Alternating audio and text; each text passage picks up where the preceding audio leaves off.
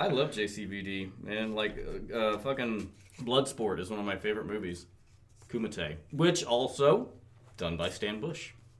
Oh, that's right. I forgot about that. Kumite. Stan Bush is the man. All right, let's watch this minute. Megatron must be stopped, no matter the cost.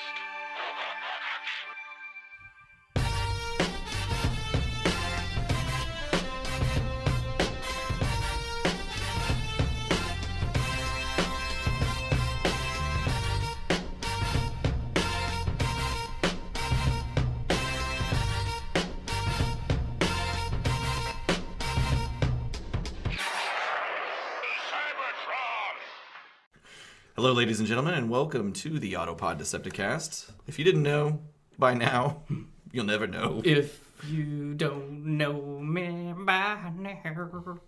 I like how you changed that up, that little Vibrato. creakiness. Fuck the intro. It's episode 44, and that means we're covering... I'm Caleb. Oh, we're off the rails already. It's chaos. So we're covering 43 to the 44-minute mark, essentially. And with me are two guys who I've known since the early dawn of my consciousness. I'm Ryan. I already said my name. Don't say it again. Don't say anything else this we don't want to episode. hear it. Nothing. How long have we known each other? Since second grade for you and me, and it's probably kindergarten second grade for you for two. Aaron and Ryan. I've known Ryan since first grade and Aaron since second grade. So what? Great. We're what age are you? In first grade, you're like what, 6, 7? You're looking at like 1985. The year this movie was made. So 20. We've known each other for around 21 to 22 years. I'm glad somebody else did the math. No, wait. 31 to 32 years. There we go. My bad. I was so ready to just rubber stamp it. You're just like, I'm yep, so yep. bad at math. Here we go. So really, this movie is a milestone for us in our relationship, even though we weren't connected to it at that time at all. No, but we were friends at this point. We were friends. And we've been friends now for just about a little bit longer than this movie's been out. I remember as a kid in the playground at the elementary school that we went to, I would play Transformers. And I don't remember if you guys were a part of this little crew. I played Transformers with you. Okay, gotcha. Well, and sometimes we'd bring Transformers to the playground and play with them, which is pretty stupid and nerdy. But no. I would play and pretend I remember you pretending to be the aerial bots.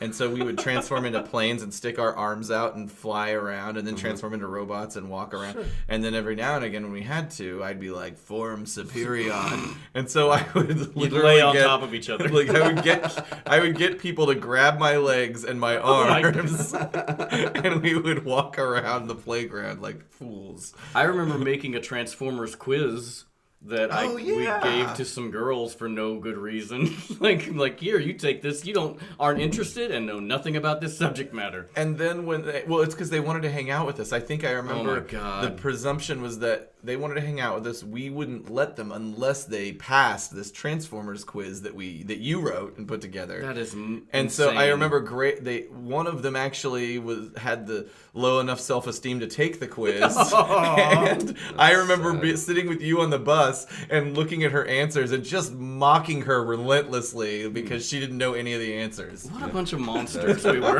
Good God. That's Little terrible. shits. God. I don't think I was involved in any of that. You didn't You seem were to cooler join than us in at a our young age. shenanigans on the playground at all. Because you were athletic and played basketball and Had liked socializing. I wasn't that athletic, but I think I did play on the playground equipment. Right. Boring. Like the swing. Why not have children hanging off your arms and legs? I do that now. I do that. My Hopefully they're yours. my 4-year-old goes, Form Voltron! And what happens Does he is, really? he gets up on the bed and he latches on, he puts his arms around my chest, and then the 9-year-old will get on my back, and we'll walk around like that. And we form Voltron. You've got a child sort of parachute kit on you, is what it sounds like. Kind of, yeah, but we form Voltron, and that we walk around and I'm stuff. impressed Kenny likes Voltron. He likes to hang on to me and have me walk around. And if Voltron lets him do that, then whatever. We've been watching the Voltron series on Netflix, the newer one. Mm-hmm. It's pretty badass. Yeah, So it looks cool. It looks they great. love it. There you go. So fuck you. All right. Interesting. Starting off aggressive. Okay, last episode recap. Missiles were launched, polarity is reversed, and Cyclonus cuts through Hot Rod and Cup's ship like hot Vegemite. That's a reference. Is that for our buddy Ugly Mike? That's our listener, Ugly Mike, no doubt. Right. We'll just That's love... not a mic. Oh, God. I'm bringing it back. As red-headed stepchildren of the British Empire, Americans and Australians are kind of kindred spirits, but I wonder if they ever get sick of American references to Australian pop culture, like Vegemite. That's all you know us for? Maybe the dingo ate your baby. There's Vegemite. There's fucking Crocodile Dundee and boomerangs. That's pretty much. I will say this: my favorite movie ever, my favorite action movie ever. Mm-hmm. I've watched it over and over again. Was it Quigley Down Under? Yeah. I do like that movie. Go ahead. Sorry. Road Warrior. Oh yeah. I didn't put that on my list. All the Mad Max shit. The Road Warrior. That is a great movie. In and of itself, is a classic, awesome movie. And so the Australians are good in my book because they made that movie. Well. Is George Miller an Australian? Is he the director? Is that his name? George God! Is it George Miller or Frank Miller? Frank Miller. Yeah. Frank Miller's George the comic Miller? book guy. Oh, yeah, Frank Miller's well, comic book. To show you how much I like this movie now. All right, while you look that up, Australia's top pop culture imports. Okay. Let's talk food. Giant Foster's cans. Bloomin' Onion. That's authentic, right? Those just grow in the wild, I think, in Australia. They come battered. Fried. Yes. Battered and They're fried. fried in by the deserts. The blazing Australian sun. It's summer in Australia right now. Those lower hemisphere motherfuckers. I can't imagine what it's like to watch movies like being in Australia, watching movies where all these Christmas movies are during winter and like your Christmas is shorts. By the way, it is George Miller. Ah, sweet. All right. And in Australia, it's known as Mad Max 2. Sure. Just in They case. should have just done that.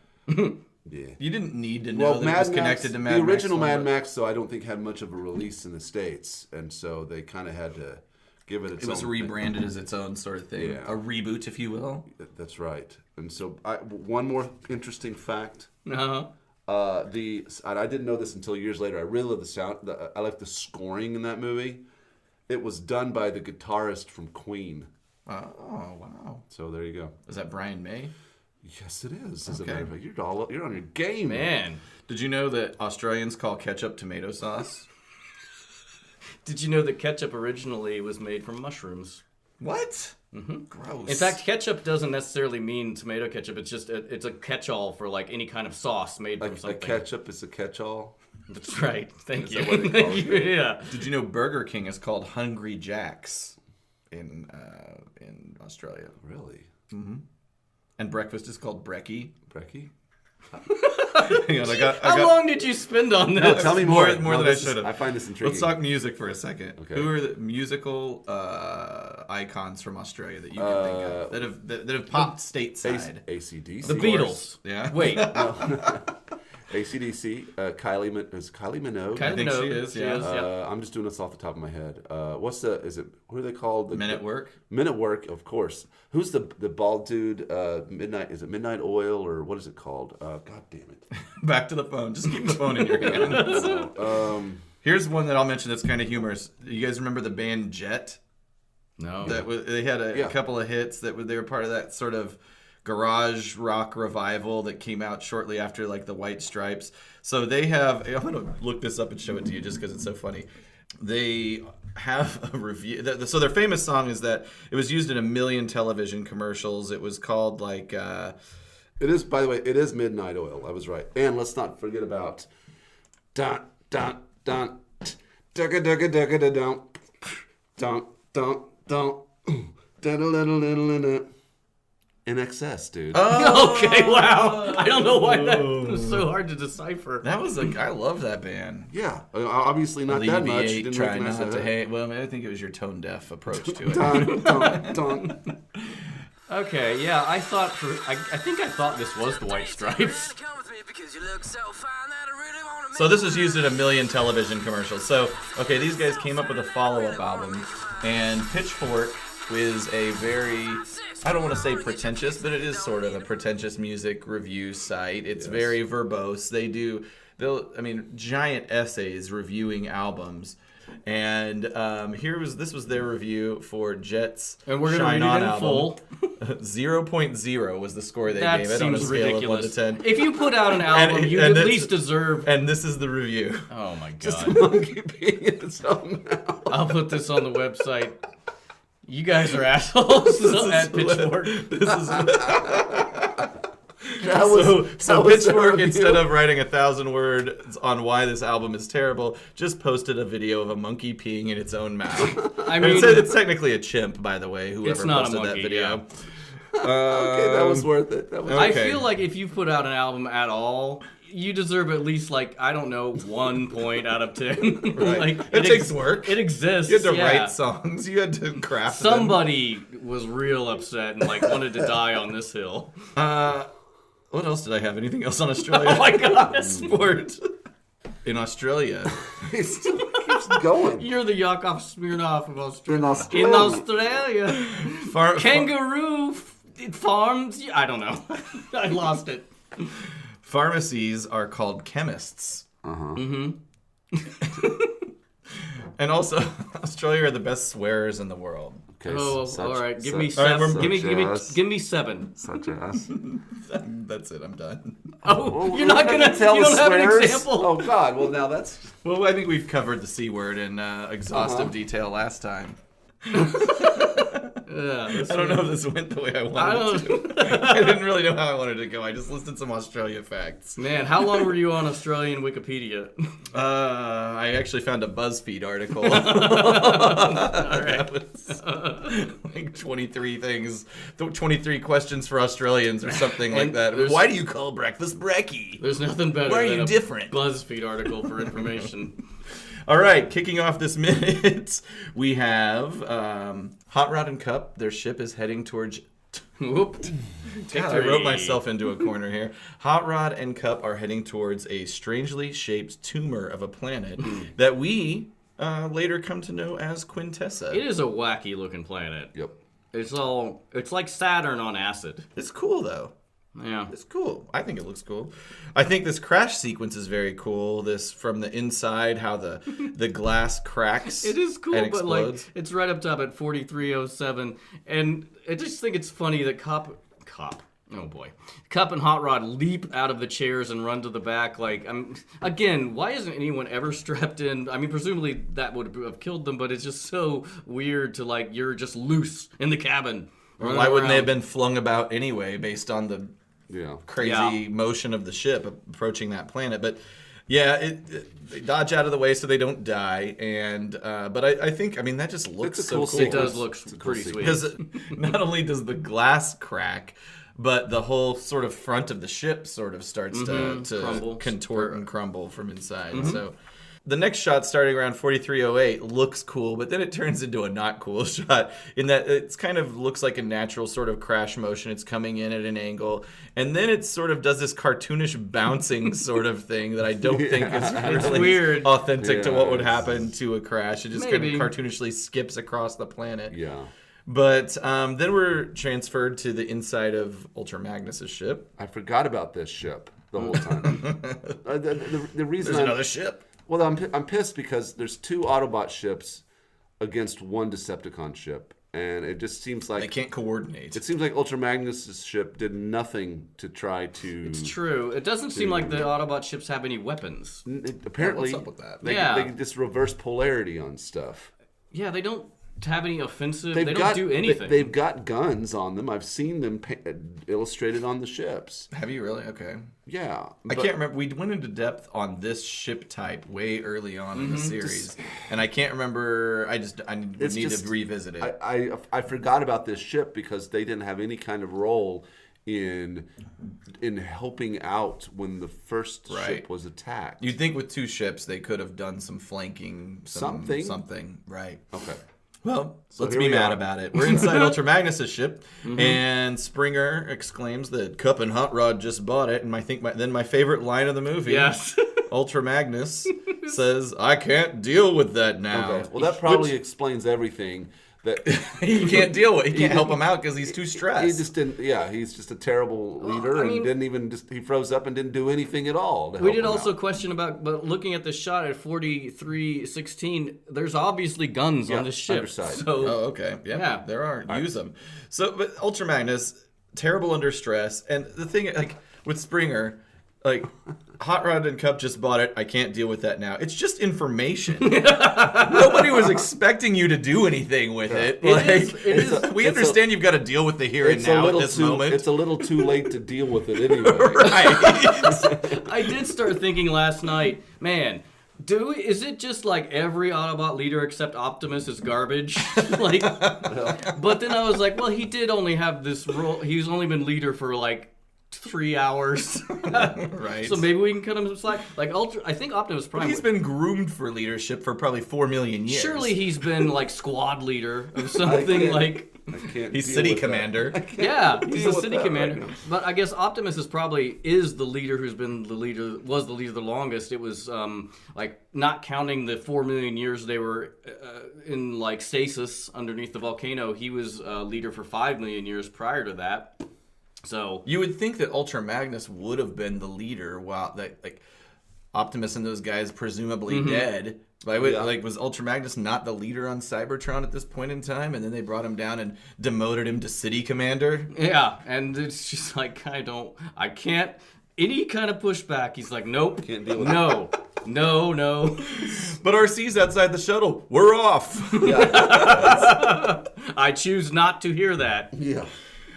So we're now underneath the ship, which, by the way, has the wrong color trim, or maybe it's the right color. I can't remember. It's just gray, but it's supposed to. But Hot Rod and Cup's trim was just gray as they were crashing on the planet. Yeah, I can't remember. It's supposed to be how red. it started. I think Ultra Magnus' ship is supposed to have red trim. Okay. So from underneath, we see them fly and do a little turn as the Revenge fires some pretty cool missiles after them and does it. Man, these guys, as giant as these ships are, they turn on a dime. They can.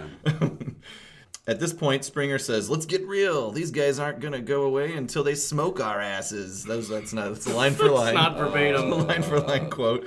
And Magnus is like, "Shoot, that gives me an idea. Let's split this motherfucking ship in half." Stop it.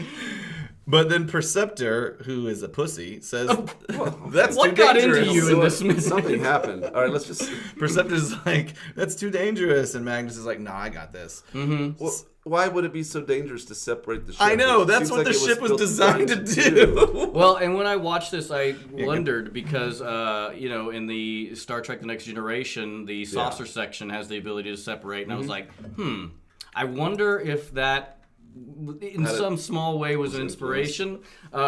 It wasn't, because I actually looked it up, and the concept of the saucer the concept of a ship separating was designed by Ralph McQuarrie for an abandoned movie called Star Trek: Planet of the Titans, which was going to be the first Star Trek movie. Wow. Yeah, and the story is crazy. It's basically like the Enterprise is in a you know what? Actually, I have a summary. I just want to read it real quick. Because it was fascinating. I fell down this rabbit hole last night, and I will here's the design of what the new Enterprise was going to look like. Not good. Which looks like garbage. It looks like it's basically a saucer glued to a triangle. I'll put a picture of that up. Yeah. The movie was What year are we talking? 1976. 1976, 77 was when it was being developed. And it was after the series, obviously, and the Enterprise was going to go to this planet and then the planet got pulled into a black, like there were these Titans that were an advanced civilization, and they go to the planet, it gets pulled into the black hole, the Enterprise gets pulled in the black hole. Long story short, humans were the original Titans. It goes back to Earth, and Kirk and all them were the ones who seeded the planet. It's fucking strange. Well, that's not a bad... Prometheus. Yeah. Actually, yeah. I mean, so it's very Chariot of the Gods. Interesting. Go ahead. So there was saucer separation in that. Yes, there was a saucer separation that had they the have ability. done that before in Star Trek, or no? Not until the Next Generation. Right. That was they only did it like once or twice because it just was lame. It looked ridiculous. The saucer just didn't kinda look so lame. bad, but the battle bridge section looked ridiculous without the saucer attached to it. It was just kind of lame. The Enterprise D, I think it did an encounter at Farpoint. I don't think it ever did it again in the show, and then they did it in one of the movies. Yeah. Whenever you see the kind of the control room where the captain sits and all his main people, the bridge. So where is that physically on the starship? I can tell you that because I have a poster of a cutaway of the. It's not on the saucer? It is on the saucer. Okay. It's like on the top of the saucer. Okay. Like at the very top and kind of in the front. Okay. You know. Seems like a good target if you're an enemy. Absolutely.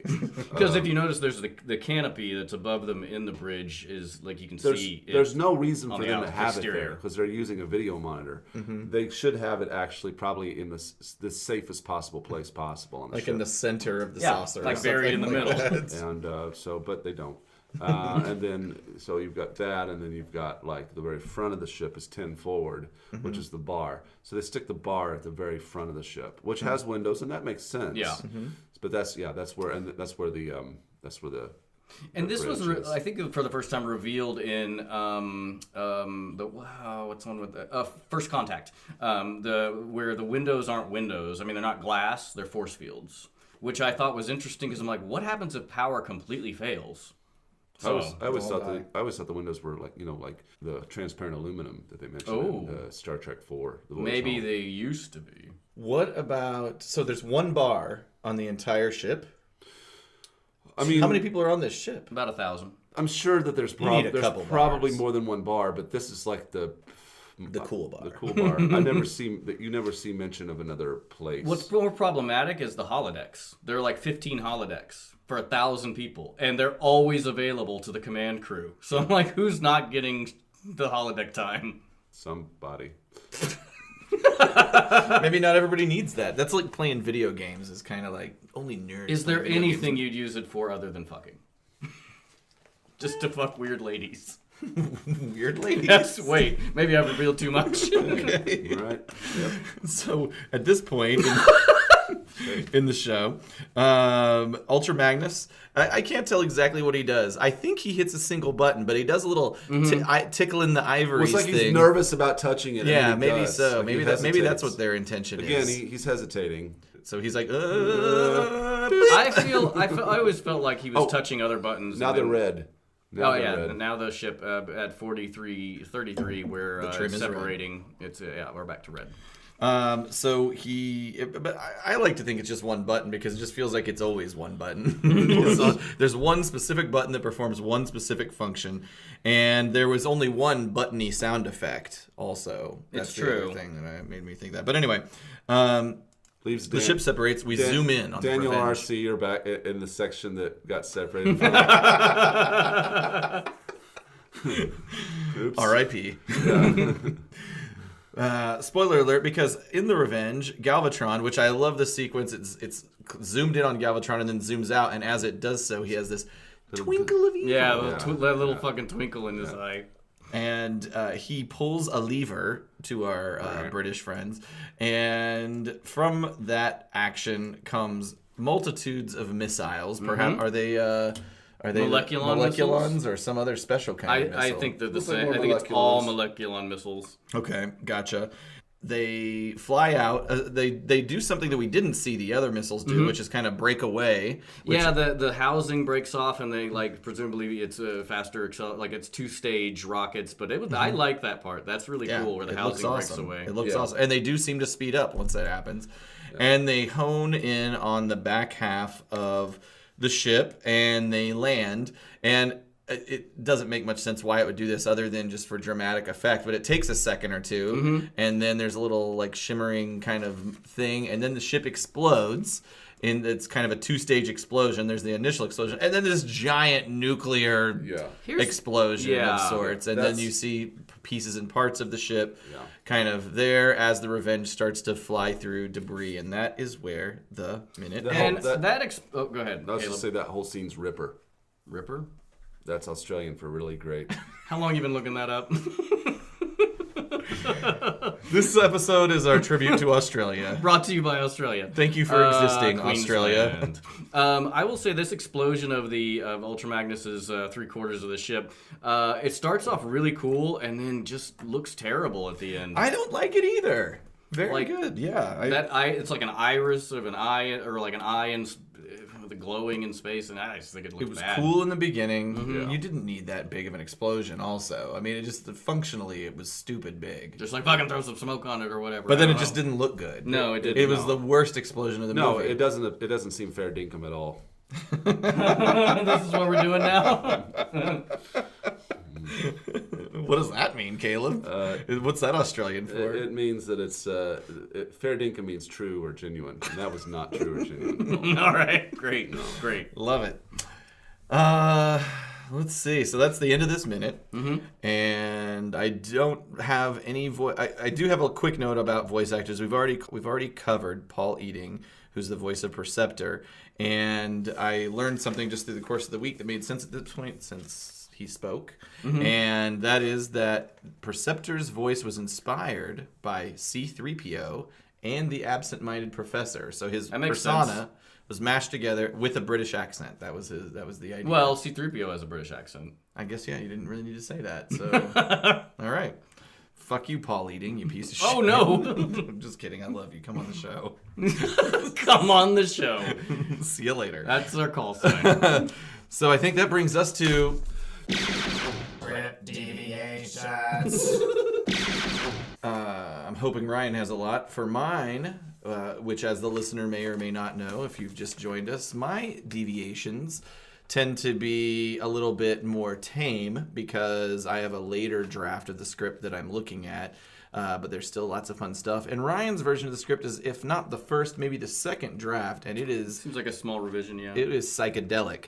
Awesome. But so in mine... The only real deviation is that as Ultra Magnus and Springer pilot the ship, Blur, RC, and Daniel are noted to be patching holes in the hull. So they're repairing the ship while this fight is going down. Child labor. Space battle. Yeah, put it to work. Make him do something. That's all I've got. Mine's pretty short as well. Basically, we pull back, and we're in Ultra Magnus in the cockpit. In the background, Blur and RC work to patch over holes in the hull, with Daniel helping them. Perceptor is slowly, methodically plotting coordinates on a light-up table, seemingly oblivious to shakes and rockings of hits being scored on their ship. Springer says, Kup and Hot Rod have bought it. Maybe the Dinobots were tough enough to survive, but I wouldn't bet on it. Jesus. Ultra Magnus says... Very compassionate.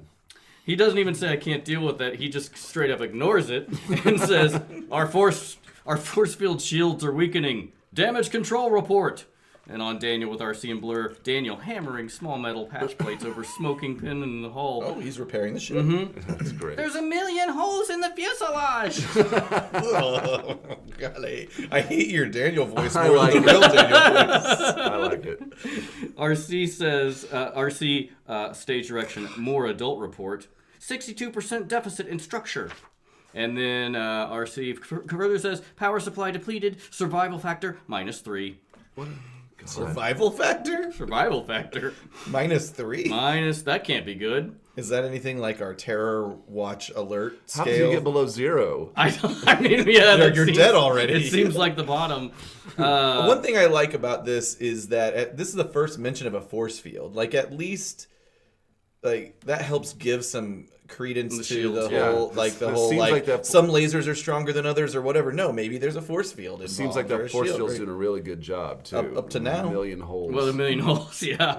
And then we're back on Springer and Ultra Magnus. Springer, we've got no choice. We've got to die.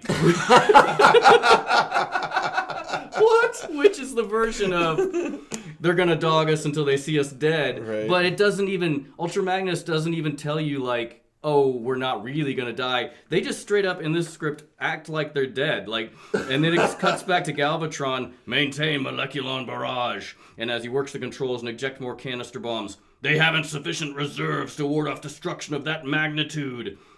And then an electrical outline envelops the ship, and there's a blinding flash, after which large particles of space junk and remnants of the hull and superstructure come exploding toward the camera and past the camera, accompanied by an explosive sound, and then silence. Oh, I get it now. Where the shuttle has been, there is now nothing, just loose asteroids and clouds of space dust. So yeah. So when he says we've got to die, he means that he wants the Decepticons to think they've died. I kind of like that angle on it, like essentially let the viewer think they've dead and then reveal that they separated the ship. I think that's what you. Well, I guess. Well, you no, do here see you got the reveal. separation, We're going to separate the ship, so you knew they were going to. You knew this explosion didn't have any real dramatic weight to it because you knew. Everybody That's was true. fine. Yeah, I actually do kind of like that better, where you don't have the Yeah. reveal until later. I gotcha. Although that We're line, better than you, creators of this movie. Can you imagine that line, "We've got to die," is can you imagine ridiculous. Poor Daniel being like, "What?" I just want to see my dad. Yeah, they should have left him on the planet. I'm just saying. My father's probably long dead. Yeah. He was consumed and pooped out. Ingester. Okay. I'm the ghost of Kai Moment. Okay. I'm leaving that in. We can. I'm the ghost of the iconic moment. You know. It's funny for such like this is a battle sequence. It doesn't feel that iconic to me, but I think visually the crash on Quintessa, especially that first part, where the glass kind of cracks and the ship sort of starts to contort from the inside, and I feel like that's iconic to me because they used that animation. I remember them using that in different little promos for the show and maybe commercials at some point or something. I feel like that sequence was recycled for a lot of different uses. But story-wise, I mean, I think the separation of the ship is kind of iconic, and knowing that they can do that and escape. But I don't know. Once This again, whole you've just listed the entire minute. Once again, I've got nothing to go with. All right, Caleb's done. Mine, I think, I will go with the separation of the ship because it's the one, like, finally Ultra Magnus has a good idea. Good for him. Yeah. I can't deal with that now. Let's fucking separate this motherfucking ship. Yeah. Next time on the Autopod Decepticast. All right, on the next episode, nothing's going to stand in our way as we discuss underwater antics with Hot Rod and Kup. Mm-hmm. Cool. Which is one of my favorite I do like this visual coming up moments scene. Yeah. of the movie. But that's it. Social media, guys. You know where we are. We're on Twitter, Facebook, and Instagram, all of them at APodDcast. That's where you might want to reach us or talk to us if you want to actually listen to the show. Kind of mixing things up a little bit here. We're on iTunes, Stitcher, Google Play, and TuneIn. And not to mention, like, thousands of rando... just it feels like I don't know aggregators. I don't know what it is. Yeah, there's like all these random little websites that pick up podcasts. Yeah, somehow. I don't understand that game. I don't either. I think it's an. I don't know how they make money though. I don't know. Maybe I don't know either. Somebody explain how random podcast aggregators pick up a podcast and make money. Maybe we should do that. We're not making any money off this. We'll just find another thing to waste our time and not make money. That's right. But anyway, please visit our web presence at autopoddecepticast.com. It sounds like we're going to throw some Australian references, perhaps. I mean, Maybe I'm just gonna put up the whole movie of Quickly Down Under. We didn't get into that. I do like that movie. I as do well. too. It's not an Australian movie. I think it's an American movie, but it has Tom It is, Selleck, yeah. who's It's not Australian. Set in Australia. In It fact, has Alan Rickman. I don't believe he's he's Australian. not Australian. There may be Australians in the movie aside from the Aboriginal people. And it was probably filmed in like Arizona. Arizona. I don't know. I'll have to look where that was filmed. Yeah, I have that on VHS. If you Australians, if you haven't seen Quigley Down Under, I'm sure it's a totally historically accurate representation of your past. I would say, obviously, to check out The Road Warrior. It is an amazing movie. I'd say check out anything with Hugh Jackman. Sure, yeah, Hugh Jackman. No. Maybe not. What was?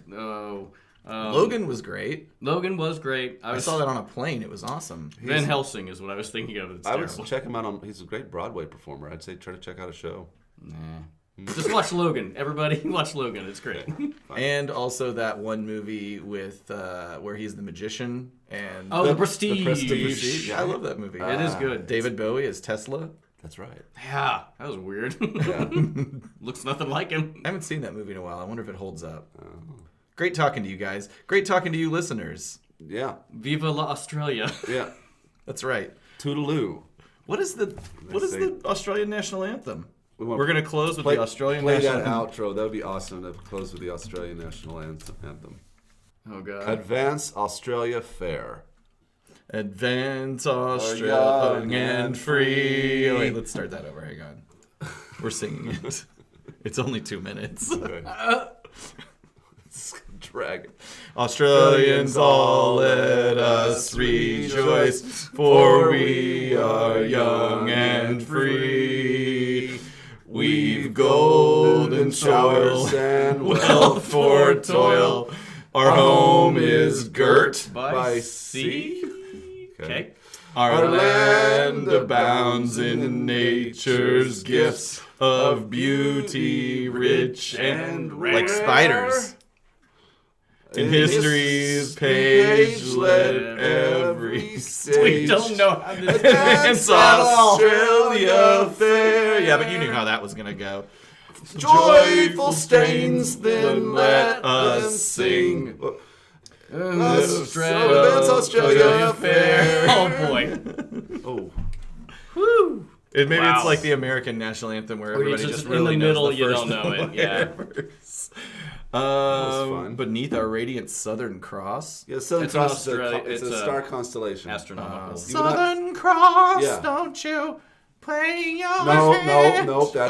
that's the wrong song. It's basically the version of the Big Dipper down south. Okay, all right. You just did Southern Man. I know, I was joking. Okay. Are we done? Great, everybody. Bye. Nice Bye. Bye. See y'all later.